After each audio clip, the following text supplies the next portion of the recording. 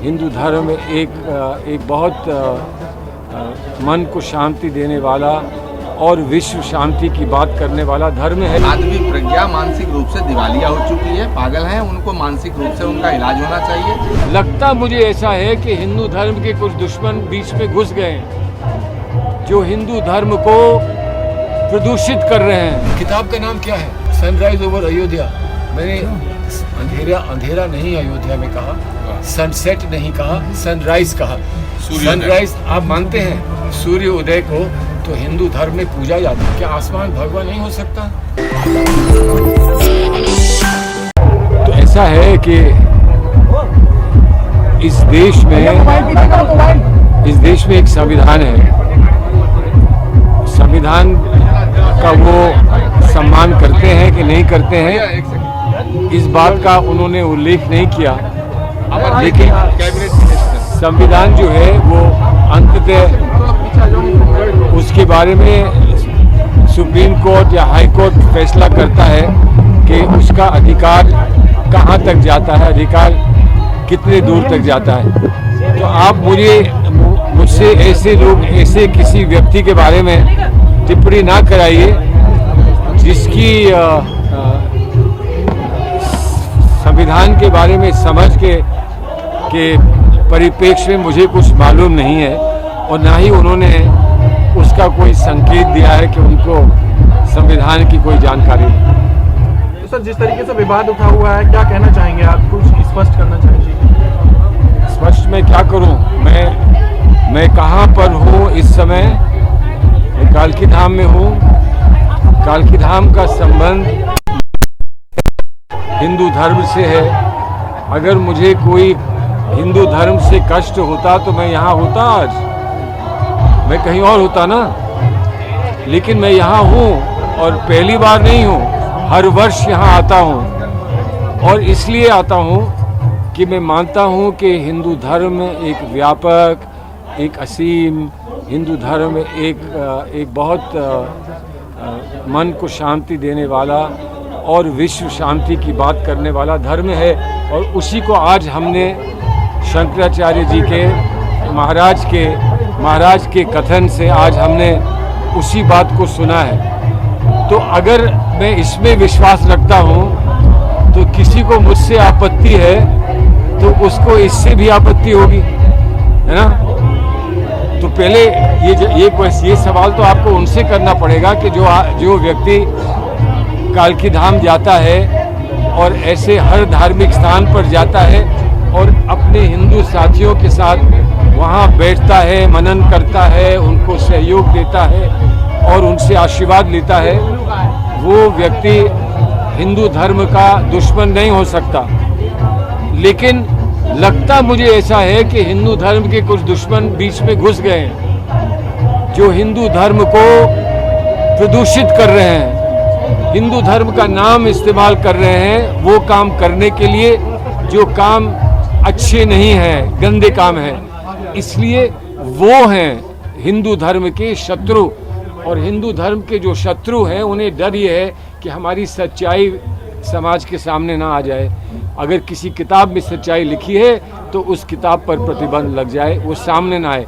लेकिन सच एक ऐसी चीज़ है जिस पर कोई प्रतिबंध या ताले लगा नहीं सकता। सच्चाई हमेशा सामने आती है, आती रहेगी और मुझे पूरा विश्वास है हमारी व्यवस्था, संवैधानिक व्यवस्था में सच्चाई की जो जगह है उसको कोई समाप्त नहीं कर सकता। तो आप जो हिंदू धर्म के दुश्मन सर कह रहे हैं, आपका इशारा भाजपा की तरफ है? मेरा नहीं। अब आप भाजपा की तरफ मैं क्यों कहूँ? जो मुझ पर ये टिप्पणी कर रहा है वो भाजपा का है तो भाजपा में वो लोग होंगे, अगर वो किसी और दल में है तो वहाँ पर वो लोग होंगे। मैं ये कह रहा हूँ कि धर्म का दुरुपयोग जो करता है या धर्म के विश्वास में कोई बाधा डालता है तो वो धर्म का दुश्मन है, ये मैं मानता हूँ। और अगर मुझे कोई दिखता है कि धर्म का दुश्मन है तो मुझे ये जनता के सामने रखना होगा। अदालत तो सभी लोगों की है ना, हमारे देश भर में जितने लोग हैं उनकी अदालत में ये बात रखी जाएगी। वो तय करेंगे कि महाराज जी कालकी धाम के मुझे यहाँ आने का न्योता देते हैं कि नहीं देते हैं। यहाँ शंकराचार्य जी रहते हैं, वो मुझे आशीर्वाद देते हैं कि नहीं देते हैं, ये तो ये तय करेंगे। मेरा काम तो सिर्फ आकर एक अपेक्षा करना है, इनसे आकर एक प्रार्थना करना मेरा काम है, वो मैं कर रहा हूँ। लेकिन जो किताब को और मेरी प्रार्थना पर रोक लगाना चाहते हैं, वो उनसे पूछिए वो मेरी प्रार्थना पर रोक क्यों लगाना चाहते हैं। सर, कंपेयर करने वाला क्या मुद्दा है ISIS और बोको हराम से? देखिए, जो भी धर्म का दुरुपयोग करता है, आप मुझे बता दें, ISI धर्म का दुरुपयोग करता है? बोको हराम धर्म का दुरुपयोग करता है? कौन सा धर्म है जिसका वो दुरुपयोग करते हैं? इस्लाम धर्म है। तो मैंने तो कहा कि वो इस्लाम धर्म का दुरुपयोग करते हैं। आज तक किसी इस्लाम को मानने वाले ने, किसी ने मुझसे ये नहीं कहा कि आप हमारे धर्म पे लांछन क्यों लगा रहे हैं। किसी ने करने वाला अगर किसी और धर्म में भी है तो उसकी तुलना मैं इसलिए कर रहा हूँ कि वो भी वही कर रहा है जो वो कर रहे हैं। अब कहें ना, आप कहें वो वैसे हैं, वो आतंकवादी हैं, वो फला है, वो सब और चीज़ें भी हैं, लेकिन मैंने तुलना ये नहीं करी कि बिल्कुल वैसे ही है। मैंने ये नहीं कहा कि ये भी अरबी बोलते हैं, वो भी अरबी बोलते हैं, मैंने ये नहीं कहा। मैंने कहा कि उन जैसे हैं, सिमिलर लफ्ज़ है वो अंग्रेज़ी में, वो सेम लफ्ज़ नहीं है। सेम का मतलब होता है बिल्कुल वैसे, सिमिलर का मतलब होता है उन जैसे, उनसे मिलते जुलते, वो सिमिलर होता है। वो मैंने कहा है। मुझे खेद है कि मैंने इसको अंग्रेज़ी में लिखा। बेचारे अंग्रेज़ी में थोड़े से कमज़ोर लगते हैं और अगर नहीं समझ में आ रहे हैं तो अनुवाद करा रहे हैं। सर, इसी में पेज नंबर 113 पे आपने वर्णन किया है भगवा आसमान। किसका? भगवा आसमान। भगवा आसमान। भगवा आसमान के बारे में आपने उसमें वर्णन। भगवा आसमान जी। भगवा आसमान, क्या आसमान भगवा नहीं हो सकता? उसमें विरोधी चुटकियां ले रहे हैं। नहीं, क्या चुटकियां ले रहे हैं? भगवा आसमान नहीं हो सकता। सूर्योदय पे भगवा आसमान, सूर्योदय पे भगवा आसमान नहीं होता। किताब का नाम क्या है? Sunrise over Ayodhya. Sunrise over Ayodhya. मैंने अंधेरा नहीं अयोध्या में कहा, सनसेट नहीं कहा, सनराइज कहा। सनराइज आप मानते हैं सूर्य उदय को तो हिंदू धर्म में पूजा जाता है ना। तो फिर जब मैंने कहा कि वहाँ पूजा करने की कोई बात उत्पन्न हुई है तो उस पर आपको कैसे आपत्ति हो सकती है? तो यही मैं कह रहा हूँ, हिंदू धर्म का अपमान मत करो। मैं समझता हूँ कि हिंदू धर्म बड़ा महत्वपूर्ण धर्म है और हमारी आस्था है, आस्था से जुड़ा है और हम उसका सम्मान करते हैं। तुम क्यों नहीं चाहते हो कि कोई उसका सम्मान करे? दूसरे धर्म के लोग भी हिंदू धर्म का सम्मान करें। ये भारत की प्रथा है, ये भारत की परंपरा है। वो नहीं चाहते हैं कि कोई और हिंदू धर्म का सम्मान करे। ऐसे कौन से लोग हैं? वो कैसे लोग हैं?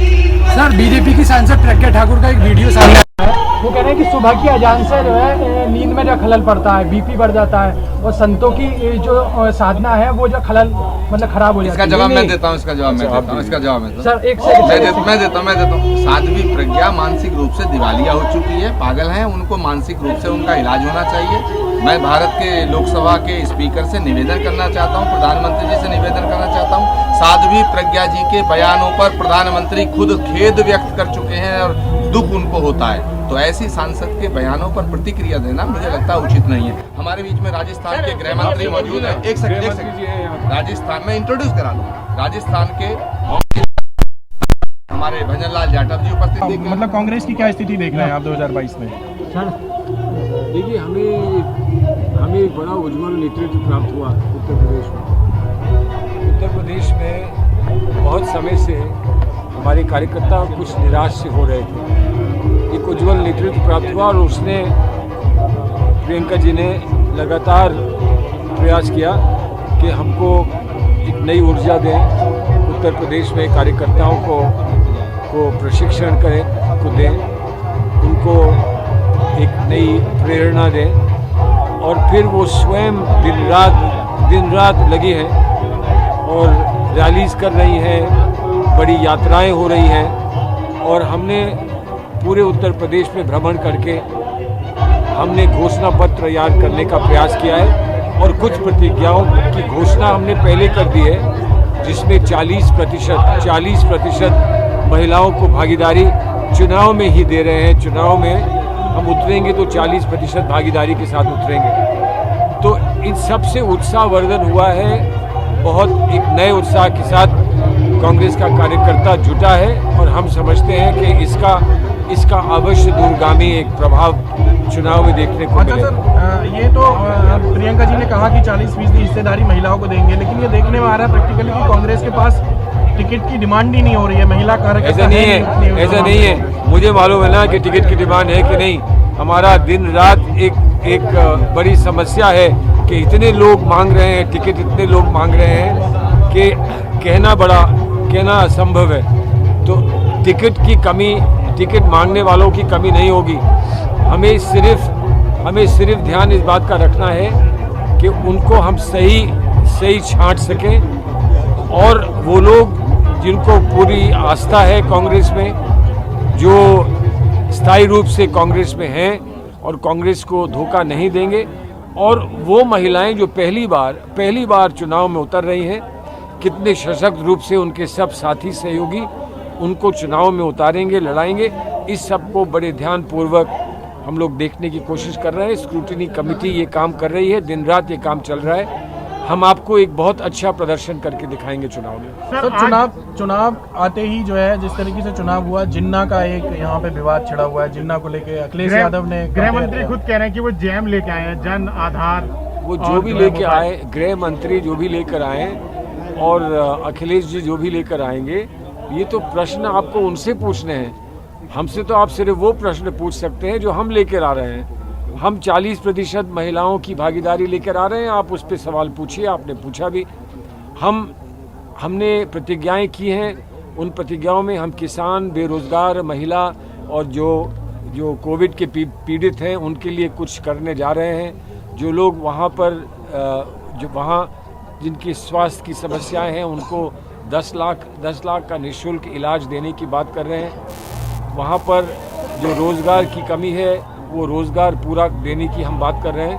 तो हमसे जो संभव है, एक अच्छी व्यवस्था बनाने के लिए, एक अच्छी सरकार चलाने के लिए, वो हम जनता के सामने रख रहे हैं। आप उस पर हमसे सवाल पूछेंगे, हम जवाब देंगे। दूसरे किसको ला रहे हैं?